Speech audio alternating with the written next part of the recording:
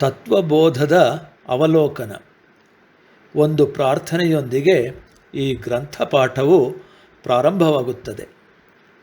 ವಿಧಾನಕ್ರಮ: ಸತ್ಯ ಅಥವಾ ವಾಸ್ತವಿಕತೆಯ ಜ್ಞಾನವನ್ನು ಪಡೆಯಲು ವಿವೇಚನಾತ್ಮಕ ವಿಚಾರ ಮಂಥನದ ವಿಧಾನವನ್ನು ಇಲ್ಲಿ ಶಂಕರಾಚಾರ್ಯರು ಬಳಸಿದ್ದಾರೆ.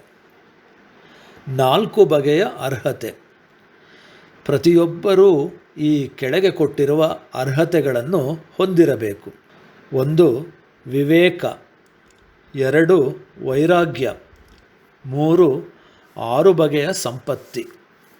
ಮತ್ತು 4. ಮುಮುಕ್ಷತ್ವಂ, ಅಂದರೆ ಮೋಕ್ಷದೆಡೆಗೆ ಇರುವ ತೀವ್ರವಾದ ಅಭಿಲಾಷೆ. ನಂತರ ಸತ್ಯದೆಡೆಗಿನ ವಿಚಾರ ಮಂಥನವು ಶುರುವಾಗುತ್ತದೆ. ಆತ್ಮವು ಸತ್ಯ ಮತ್ತು ಬೇರೆಲ್ಲವೂ ಮಿಥ್ಯ. ಹಾಗಾದರೆ ಆತ್ಮ ಎಂದರೇನು? ಆತ್ಮವು ಸ್ಥೂಲ, ಸೂಕ್ಷ್ಮ ಮತ್ತು ಕಾರಣ ಎಂಬ 3 ಶರೀರಗಳಿಗಿಂತ ಭಿನ್ನವಾದುದು. ಇದು ಪಂಚಕೋಶಗಳ ಆಚೆಗಿರುವುದು.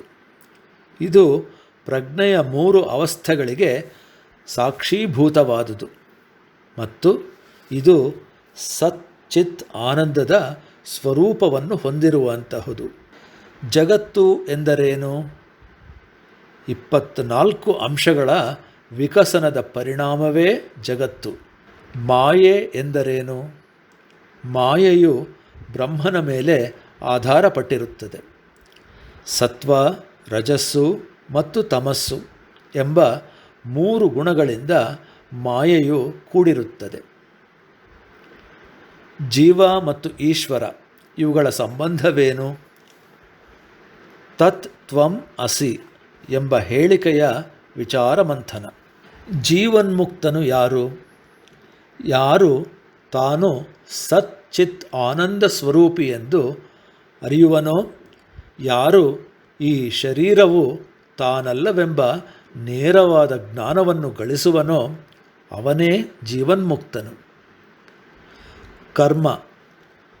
ಆಗಾಮಿ, ಸಂಚಿತ ಮತ್ತು ಪ್ರಾರಬ್ಧ ಎಂಬ 3 ಕರ್ಮಗಳು. ಸತ್ಯ ದರ್ಶನದ ನೆರವಿನೊಂದಿಗೆ ಕರ್ಮಬಂಧದಿಂದ ಬಿಡುಗಡೆ ಹೊಂದುವುದರಿಂದ ಮುಕ್ತಿಯು ದೊರಕುತ್ತದೆ. ಸಂಸಾರವೆಂಬ ಬಂಧನವನ್ನು ದಾಟಿ ಬಂದ ನಂತರ ಆತ್ಮಜ್ಞಾನಿಯು ಇಲ್ಲಿಯೇ ಪರಮಾನಂದವನ್ನು ಹೊಂದುತ್ತಾನೆ ಎಂಬುದಾಗಿ ಪ್ರತಿಪಾದಿಸುತ್ತಾ ಶಂಕರಾಚಾರ್ಯರು ಈ ವಿಚಾರ ಮಂಥನವನ್ನು ಮುಗಿಸುತ್ತಾರೆ.